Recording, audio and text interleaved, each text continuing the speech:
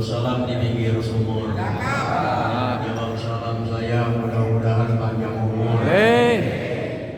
Abang awam menjual tiket.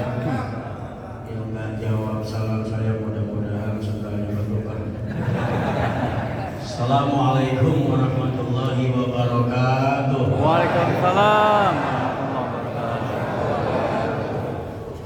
Alhamdulillahilladzi anzala sakinata ala qulubil mu'minina wal muslimin. Assalatu wassalamu ala asyrafil anbiya'i wal mursalin sayyidina wa habibina wa syafi'ina wa maulana Muhammad al-mab'usi rahmatan lil alamin wa ala alihi wa ashabihi ajma'in. Qalu subhanaka la ilma lana illa ma 'allamtana innaka antal alimul hakim. La haula wa la quwwata illa billahil aliyyil azim. Amma ba'd. Al-mukarramun segenap para alim ulama yang saya muliakan, terutama keluarga besar Masjid Al-Bidayah, Bapak Haji Nur Jaya Kusuma SPD yang saya muliakan, Kiai Haji Sulaiman Rahimin yang saya muliakan, yang baru saja menyampaikan pembacaan kitab, Bapak Kiai Haji Pauji Bahresi yang saya muliakan, Akhi Nabilah Ustaz Haji Madani, Akhi Nabilah Dr. Haji Sibro Malisi, serta seluruh para sahabat-sahabat saya, para tokoh masyarakat, para jamaah kuliah subuh ahad gabungan. Alhamdulillah kita bisa bermuajahah, berkumpul, bersilaturahim. Mudah-mudahan duduknya kita di sini insya Allah akan mendapatkan cucuran pahala di sisi Allah Subhanahu wa Ta'ala. Anak-anak kita menjadi anak yang soleh dan solehah, bisa berangkat ke Mekah, tawaf kelilingin Ka'bah, sa'i Sofa Marwah, ziarah ke Madinah, ketemu sama orang-orang yang ada di Masjid Al-Bidayah. Hadirin yang dimuliakan Allah Subhanahu wa Ta'ala, kita selalu diingatkan tentang keimanan dan ketakwaan kita kepada Allah Subhanahu wa Ta'ala. Dalam bahasan kaitan dengan kajian pada hari ini, saya akan menukil yang nanti saya akan sambungkan kepada kisah Nabi Ibrahim alaihissalam. Saya akan menukil tentang takwa versi Sayyidina Ali bin Abi Thalib karamallahu wajhahu radhiyallahu anhu. Secara umum, takwa yang kita dengar itu adalah al-imtisalu awamirillah wal ijtinabu an nawahi. Melaksanakan segala perintah Allah, menjauhi segala larangan-larangan Allah Subhanahu wa Ta'ala. Lalu bagaimana menurut Sayyidina Ali bin Abi Thalib ini versi takwanya?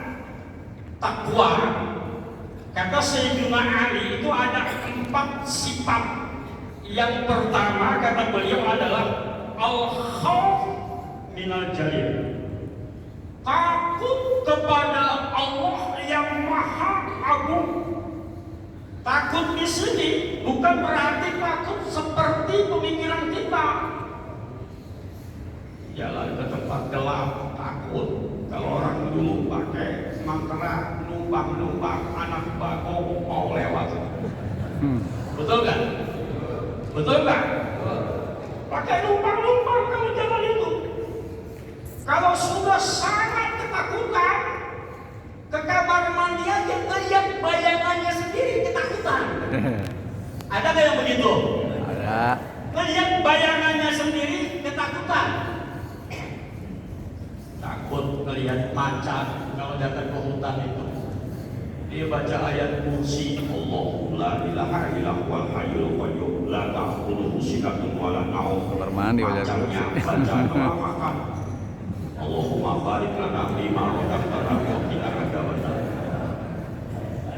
Takut bukan takut yang seperti itu, takut yang dimaksud oleh Sayyidina Ali ini adalah takut khawatir kalau ibadahnya itu tidak diterima oleh Allah Subhanahu wa taala, takut dan khawatir kalau dia meninggalkan perintah Allah. Nabi Ibrahim alaihissalam yang kalau kita baca di dalam sejarah itu dia melawan Raja Namrud dengan cara apa? Dengan mengungkapkan kebenaran itu secara rasional. Ibrahim, kata Namrud, saya ini rajamu. Oh gitu. Ya, saya uhyi wa umit. Saya bisa mematikan dan saya bisa menghidupkan. Saya bisa menghidupkan, saya bisa mematikan. Kata Nabi Adam, coba silakan buktikan. Panggil tahanan yang divonis hukuman mati. Ana uhi wa umit, kata Namrud bilang. Nabi Ibrahim tidak gentar, tidak takut sama sekali. Selama ini adalah perintah Allah dalam rangka untuk menegakkan agama, siapapun saya pegang, termasuklah ke Namrud itu. Begitu Nabi Ibrahim diperlihatkan, wahai Ibrahim, lihat ini. Yang satu saya matikan, penggal kepalanya, wahai Al-Wujud, dipenggal, mati. Yang satu dibiarkan. Si Namrud berkata, uhi wa umit, saya bisa menghidupkan dan bisa mematikan. Itu buktinya. Yang satu saya matiin, yang satu hidup. Nabi Ibrahim pintar. Kalau begitu wahai Namrud, coba yang sudah mati hidupkan kembali. Nggak bisa. Bingung dia itu. Subhanallah. Maka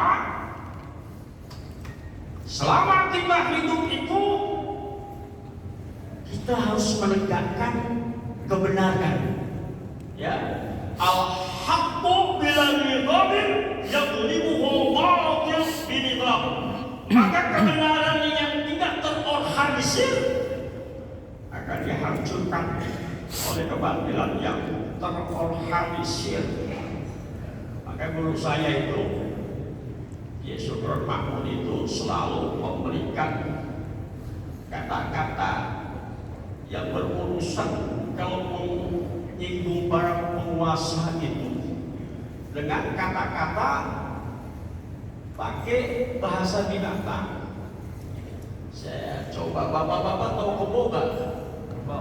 Tahu kerbau gak?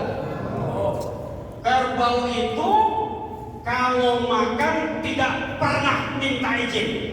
Ya. Rumput siapa saja dimakan, rumput alga dimakan, rumput alga dimakan, rumput bunga dimakan, rumput sabat dimakan, rumput rakyat kecil dimakan, rumput musola dimakan, rumput masjid dimakan. Yang penting perutnya kenyang, haram halal tidak peduli. Itu namanya kerbau. Itu namanya Kerbau. Ada yang kesinggung nggak? Nggak ada yang kesinggung. Saya nggak bicarakan bapak-bapak. Saya membicarakan kerbau. Yang tersinggung Kerbau. Yang tersinggung Wow. kerbau. Di Ragunan ada kera atau monyet yang kalau kalau saya nyembuh ini kan jelek. Mumpung Haji Hamzah mau foto dia. Ya. Di Ragunan ada monyet. Monyet itu kalau dengar suara adzan, hayya sholat, hayya falah, monyet sholat tidak. Monyet sholat tidak. Ada yang kesinggung? Ada yang kesinggung? Tidak ada yang kesinggung. Yang kesinggung itu saudara. Maka al-khawf, ya gak takut ini, al-khawf adalah jadi takut kepada Allah Subhanahu wa Ta'ala, yang dikhawatirkan kalau saya nanti tidak bisa melaksanakan perintah Allah itu sifat takwa yang pertama. Sehingga Raja Namrud sini, bawa kumpulkan kayu bakar itu dikumpulkan sampai menggunung. Masukkan Ibrahim nggak tahu waktu itu, dia cuma pasrah saja, tawakal kepada Allah Subhanahu wa Ta'ala. Begitu masuk, kayu bakar itu dibakar oleh pengawalnya Raja Namrud. Allah Subhanahu wa Ta'ala berfirman kepada api, ya naru kuni bardan wa salaman ala Ibrahim. Wahai api, jadilah kamu dingin dan selamatkan Ibrahim itu. Masuk ke api dingin, makin kebingungan Namrud itu. Masuk ke api malah kedinginan. Cuman ini jangan jadikan amalan saudara-saudara. Amalin unibat dan wassalam ala Ibrahim, begitu bakar kompor duduk angus. Seolah al-khawf minal jannah. Yang kedua, wal amalu bitamthil, mengerjakan apa yang sudah dicatat di dalam Al-Quran, apa yang difirmankan oleh Al-Quran. Yang oleh Al-Quran bilang halal, jauhi. Kalau Al-Quran mengatakan halal, silahkan kerjakan. Itu saudara-saudara, di Al-Quran itu ada surat As-Saffat yang Nabi Adam alaihissalam itu selalu berdoa, Rabbi habli minas shalihin, fabasyarnahu bi gulamin alim. Begitu 80 tahun menunggu, tidak mempunyai anak, dari keturunan ibunda Siti Hajar inilah Nabi Ibrahim alaihissalam itu mempunyai keturunan yang bernama Ismail. Ulama berbeda pendapat. Ada yang mengatakan umurnya itu 7 tahun, ada yang mengatakan umurnya 13 tahun. Yang firman Allah menyatakan falamma balagha ma'u sa'ya qala ya bunayya inni ara fil manam anni azbahuka fanzur madza tara. Ketika Nabi Ismail telah berumur sekitar 13 tahun, mimpi sampai beberapa kali beliau mimpi dipanggil, sini nak, ayahmu ini mimpi motong kamu lah. Bagaimana kira-kira ini? Karena diberikan keimanan yang kuat Nabi Ismail ini, saudara-saudara, subhanallah, ya, beliau menjawab dengan bagus, ya abadi al-matu maru satajuni insyaallah minas sabirin. Kerjakan apa yang telah diperintahkan oleh Allah Subhanahu wa Ta'ala. Kalau memang ayah harus menyembelih saya, sembelihlah. Itulah digoda oleh setan yang nanti sejarah menjadi Jumratul Aqabah, Jumratul Wusta. Setan yang yang kita haji ini dengan batu Bismillahirrahmanirrahim Allahu Akbar. Cuma kalau kita batunya balik lagi, ada bacanya sesama setan dilarang saling judi. Kalian jadi haji togel, ya, haji main judi. Ada nggak? Banyak. Ada nggak? Ada. Di sini nggak ada orang lagi main judi. Masya Allah, ada barakallah. Ya. Begitu turun perintah Allah, pokok ini bikin takjub seluruh para malaikat. Begitu dilihat bos benar, Allahu Akbar, Allahu Akbar, Allahu Akbar. Nabi Ibrahim jawab, La ilaha illallah, Allahu Akbar. Dijawab lagi oleh Nabi Israel, Allahu Akbar.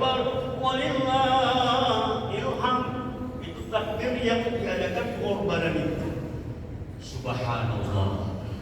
Kalau Bapak punya anak, Bapak mimpi 2025 ini anak umur 13 tahun itu dipanggil Bapak, nah ayah malam mimpi, iya ya ngapain?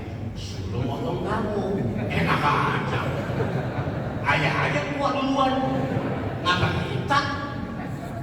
Betul gak? Betul gak? Maka untuk remaja sekarang ini sangat prihatin. Perlu saya sampaikan itu. Dekadensi moral terjadi di mana-mana. Bahkan ada sebuah penelitian anak-anak remaja kita yang duduk di SMP, di SMA, hidup di kota-kota besar, Jakarta, Semarang, Surabaya, Makassar, itu sudah terkontaminasi dengan pergaulan bebas. Coba main handphone aja, anak-anak kita kalau main handphone, Mobile Legend, Free Fire, PUBG, oke apa, gue juga main. Kalau kiai main itu buat kawasan. Kalau kita dengar, astagfirullahaladzim, Masya Allah, game over, innalillahi. Bocah larang main Mobile Legend, anjing. Bahkan manggil temennya sendiri anjing. Betul nggak? Coba perhatikan ini. Dulu kalau ada guru kita nggak berani lewat, kita lihatin di guru tuh, begitu berhenti langsung kita tuh. Mana man Allah,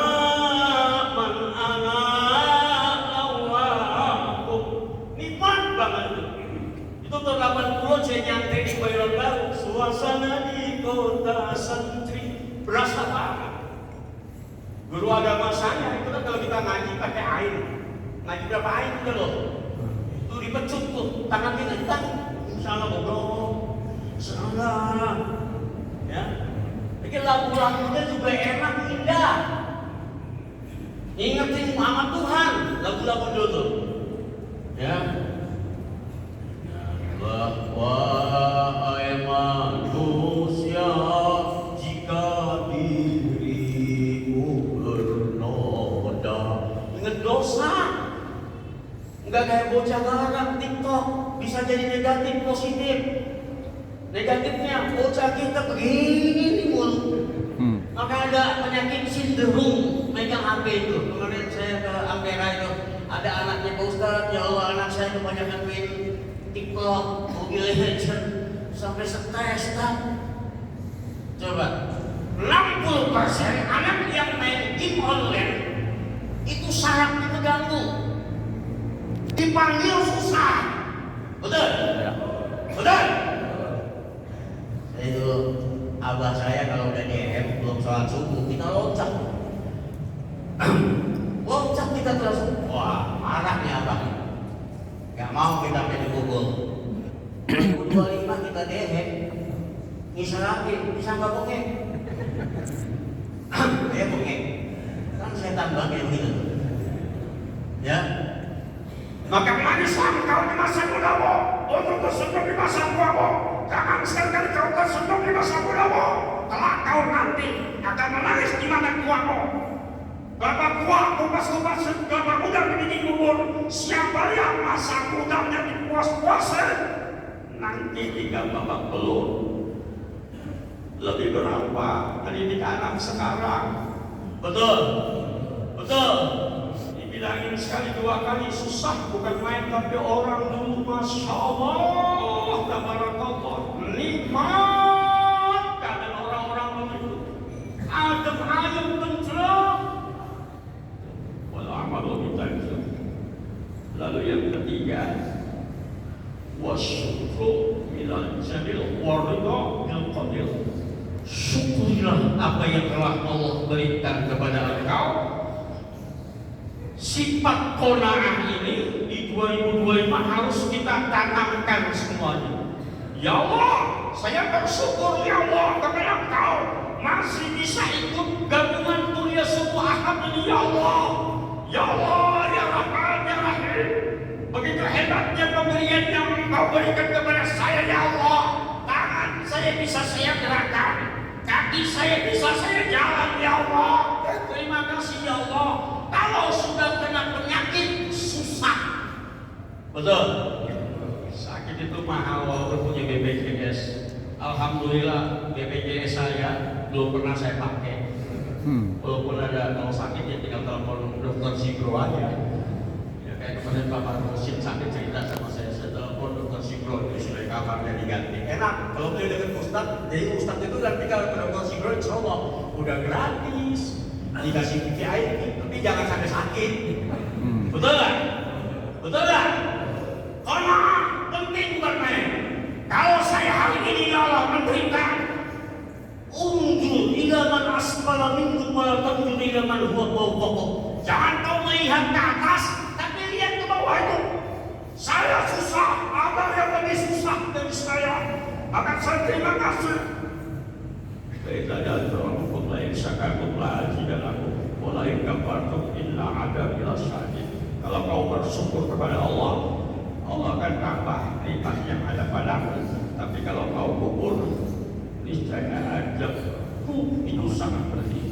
Yang terakhir, ma'asyiral muslimin rahimakumullah, untuk mendapatkan sifat takwa versi Sayyiduna Ali bin Abi Thalib tidak lain dan tidak bukan adalah al-isti'dadu li yaumil rahil, bersiap-siap pada hari yang sangat panjang untuk beristirahat, yaitu kematian.